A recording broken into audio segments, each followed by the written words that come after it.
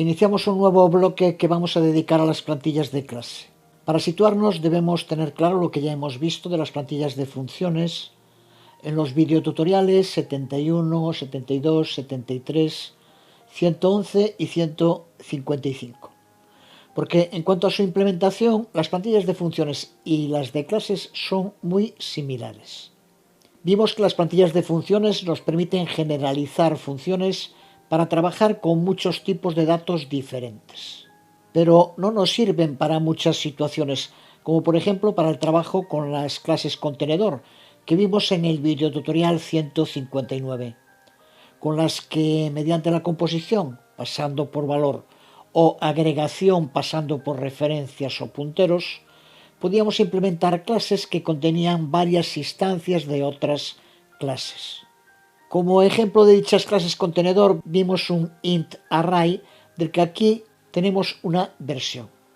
Creo que debe estar todo claro. En su constructor, una vez más usamos la macro assert, que en caso de que la afirmación aquí longit debe ser mayor de 0, si devuelve false lanzará un error y el programa finalizará. Cuando veamos las excepciones profundizaremos en cómo tratar con estos mensajes de error. Si el assert devuelve true, por tanto se ha pasado una longitud mayor de 0 para el nuevo array, inicializaremos mdatos dinámicamente con un int, con el uso de new y pasando entre corchetes la longitud, el número de elementos del array. Debemos también tener ya claro lo que hacemos aquí. Mdatos es un puntero que apunta al primer elemento, un int del array, y al array se le asignará en memoria espacios contiguos para el número de elementos que le pasemos como longit. Es el modo de decaimiento de un array a un puntero que ya hemos visto en detalle.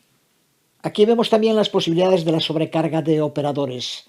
Aquí sobrecargamos el operador de asignación para que cualquier objeto que quiera referenciar a un objeto int array, en lugar de copiar su contenido, lo borre, porque no queremos que este array pueda ser copiado. La asignación de nullptr a mdatos después de borrarlo, porque ya sabemos que mdatos no desaparecerá mientras exista el objeto en el que se creó, pero asignándolo a nullptr evitamos que apunte a una memoria que sí ha sido desasignada, lo que se conoce como una fuga de memoria. Y aquí sobrecargamos el operador de índice de array o subíndice, los corchetes, al que debemos pasar un int.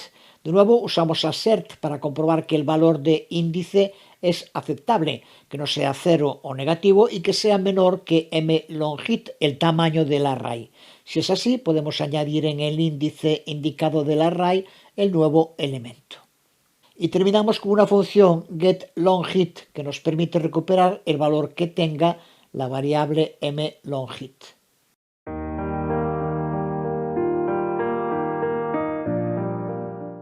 Es un código que a estas alturas debe entenderse correctamente, pero si es así y lo entiendes correctamente, también debes tener claro lo mucho que has avanzado en el dominio de C++, porque para uno que se esté iniciando, esto de claro nada. Esta asignación dinámica de un array o esta sobrecarga de un operador que hará que la asignación siempre sea vacía, por ejemplo. O esta otra sobrecarga puede parecer más sencilla porque hace lo que se espera del operador subíndice, aunque el uso de una referencia, para no tener que copiar cada nuevo elemento, solo referenciarlo, también sería confusa para alguien que se esté iniciando. Así que lo dicho, si todo lo que aparece en este código lo entiendes bien, progresas adecuadamente, como ponían los antiguos boletines de calificaciones. Lo que hemos creado es una clase que nos proporciona una forma de poder instanciar arrays de ints. Pero si recuerdas, lo vimos cuando hablamos de las clases contenedor, ¿qué sucede ahora si queremos crear un array de doubles? Usando los métodos de programación tradicionales no nos queda más remedio que crear una clase completamente nueva. Este sería un ejemplo de double array, una clase array utilizada para contener doubles. Otro código bastante amplio, aunque tampoco es que nos llevaría a un mundo escribirlo, porque prácticamente estas dos clases son idénticas. La única diferencia sustancial es la de tipos de datos contenidos, int o double. Copiar, pegar y cambiar los tipos puede funcionar para 2, para 3, 4 clases, pero para 40 o para... ¿Cuántos tipos diferentes dijimos que existen en C++? infinitos. Cada clase que creemos definida por el usuario es un nuevo tipo del que puede que queramos crear arrays. Un array de euros, una de las clases definidas por el usuario que hemos usado mucho en el curso. Así que, a diferencia de otras situaciones con las plantillas, sean de funciones o también de clases, el por qué son tan útiles le queda muy claro a todo el mundo a la primera. Una única escritura del código con tipos de datos genéricos que podemos cambiar por tipos de datos específicos cada vez que instanciemos un objeto de esa plantilla. Ya vemos que la idea es prácticamente idéntica a la de las plantillas de funciones y en cuanto a su creación también es muy similar. Así que vamos a hacerlo. Vamos a convertir estas clases en una plantilla de clase array que nos permite instanciarla con cualquier tipo de dato que queramos.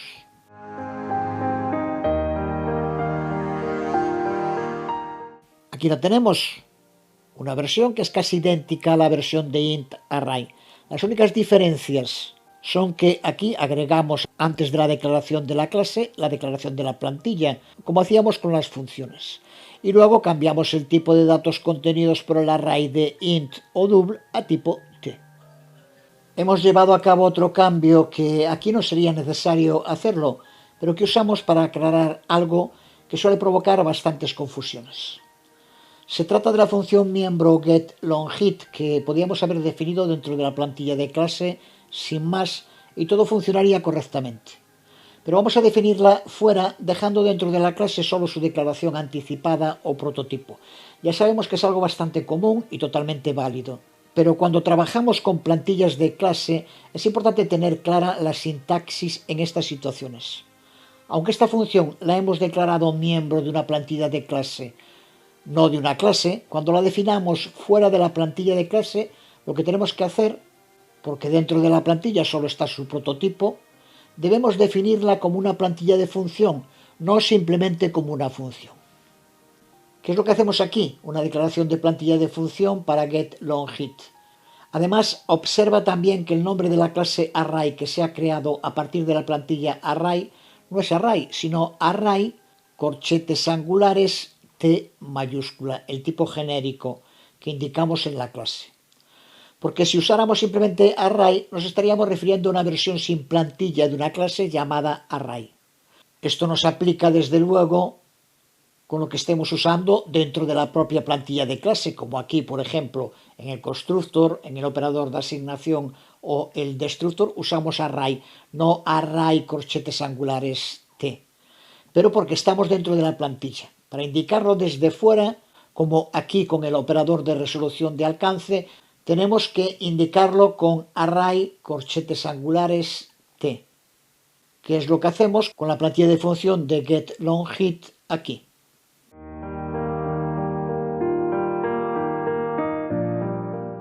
Pues con esta plantilla array creada ya podemos usarla para instanciar objetos array independientemente del tipo. Vamos a instanciar dos objetos array, uno con tipos int y otro con tipos double. Los inicializamos con un int, que ya sabemos que será el tamaño del array, y le damos un nombre a cada uno de los nuevos arrays. Y usamos un par de loops for para poblarlos. En el primero usamos la longitud para crear el número de elementos indicados, aquí 14. Y vamos añadiendo en cada iteración un valor aumentado en 1 para el objeto int array y en 1 más 0,5 para el objeto int double. En el segundo loop hacemos que nos muestre en pantalla todos los elementos de los dos objetos en orden descendente, lo que vemos aquí en la salida.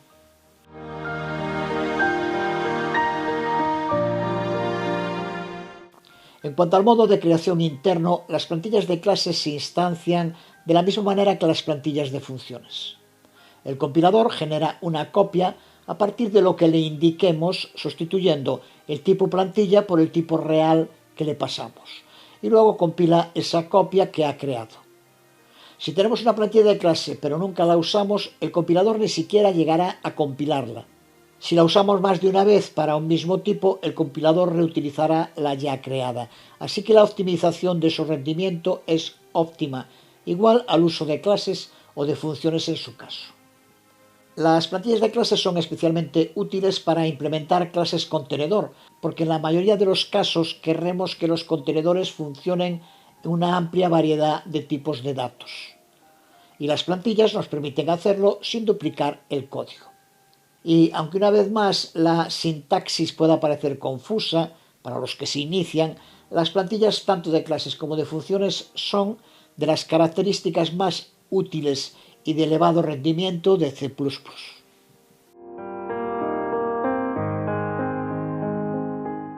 Prueba de la utilidad de las plantillas de clase es la gran cantidad que se encuentra en la biblioteca estándar de C++. std-vector, que hemos usado en tantas ocasiones, es en realidad una plantilla de clase, lo que explica por qué cuando la instanciamos tenemos que indicar el tipo entre corchetes angulares.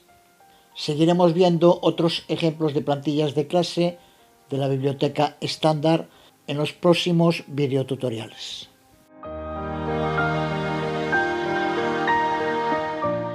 Como ya dijimos cuando vimos las plantillas de funciones, estas plantillas no son clases o funciones, son plantillas que el compilador usará para crear instancias de clases o funciones adaptadas al tipo que le indiquemos.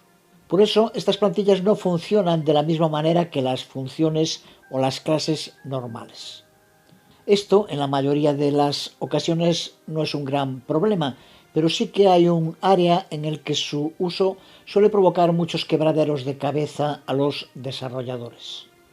Cuando trabajamos con clases que no se crean a partir de plantillas, el procedimiento común es colocar la definición de la clase en un archivo header de encabezado y las definiciones de las funciones miembro en un archivo fuente con un nombre similar. De este modo logramos que el código fuente de la clase se compile como un archivo de proyecto separado. Sin embargo, con las plantillas esto no funciona. Vamos a ver por qué.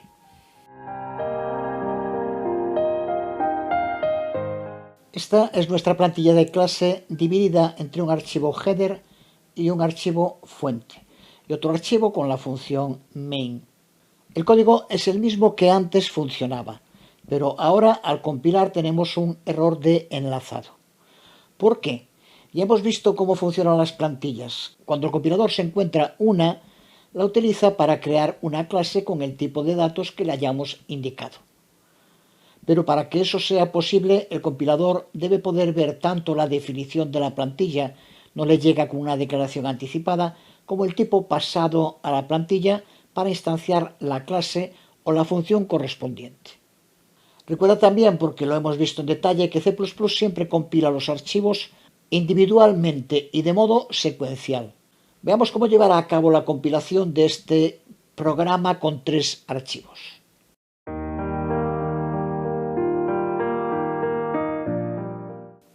Ya sabemos también que el orden en el que haga la compilación da igual, porque el compilador solo conoce el archivo concreto que esté compilando y de él solo lo anterior a la línea en la que se encuentra, incluido el código añadido con los includes, que siempre por eso van al principio del archivo.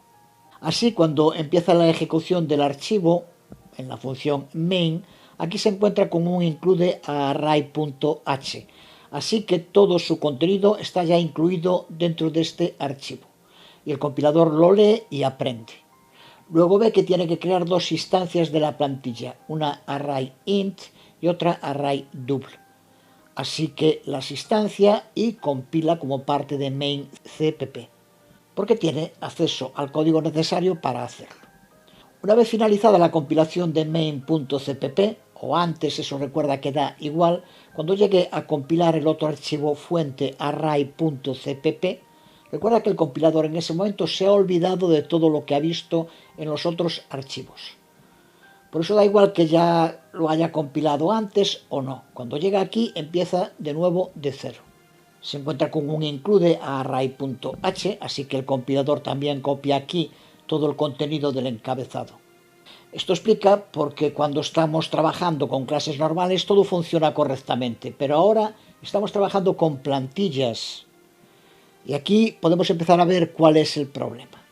Porque aquí en el código, cuando se encuentre con esta línea, se le está pidiendo que use una clase derivada de una plantilla.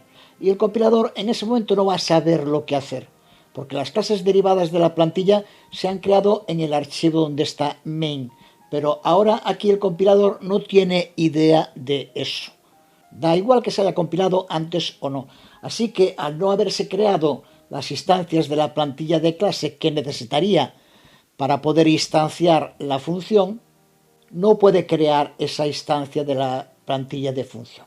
Así que tenemos un error del enlazador, porque el compilador no puede encontrar una definición para array int get longit o para array double get longit. Debería estar claro, y es una muestra más de que sin entender la lógica del compilador es imposible entender la lógica del propio C++. ¿Cómo solucionarlo?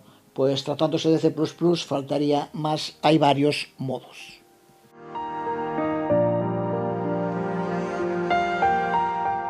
El más común, más sencillo y aconsejable en la mayoría de las ocasiones es colocar todo el código de la plantilla de clase en el archivo de encabezado. En este caso concreto colocamos el contenido de array.cpp dentro de array.h. Este archivo array.cpp lo podemos eliminar o dejarlo vacío. Y debemos colocar debajo de la clase, pero dentro de la protección de los header wars que también ya conocemos, el código que antes estaba en el archivo array.cpp. De este modo, cuando en la función donde se encuentre main se use el include array.h, todo el código de la plantilla estará en un solo lugar. La ventaja de esta solución es que es muy simple. La desventaja es que si esta plantilla de clases se usa desde muchos archivos diferentes, terminaremos con muchas copias locales de la plantilla de clase, lo que tiene una repercusión al aumentar el tiempo de compilación y enlazado. Pero solo en la compilación, porque recuerda que el enlazador, en parte gracias a los header wars, eliminará todas las definiciones duplicadas, así que no tendrá ninguna repercusión en el rendimiento del ejecutable final. Es la solución preferida porque es muy sencilla, aunque en megaproyectos en los que la velocidad de compilación y enlazado también cuenta, puede acabar siendo un problema. Aquí vemos esta nueva versión que ahora sí funciona correctamente. Para megaproyectos existe la opción de usar los denominados archivos inline de extensión .inl. Tendríamos que incluir el contenido de array.cpp en un nuevo archivo array.inl y luego añadir un include a ese archivo en todos los archivos en los que queramos instanciar clases a partir de la plantilla. Es un modo de mantener mejor organizado el código, pero que no tiene repercusión real en el rendimiento. Una tercera opción, la menos aconsejable, es añadir un include al archivo array.cpp o un archivo templates.cpp si estamos usando más de una plantilla e incluir en él todas las implementaciones que no queremos incluir en el archivo header. Pero en ambos casos nos obliga a usar include a archivos.cpp, lo que ya hemos visto que está totalmente desaconsejado. Así que la primera opción, o en caso de grandes proyectos, la segunda, con el uso de archivos inline, deben ser las más aconsejables.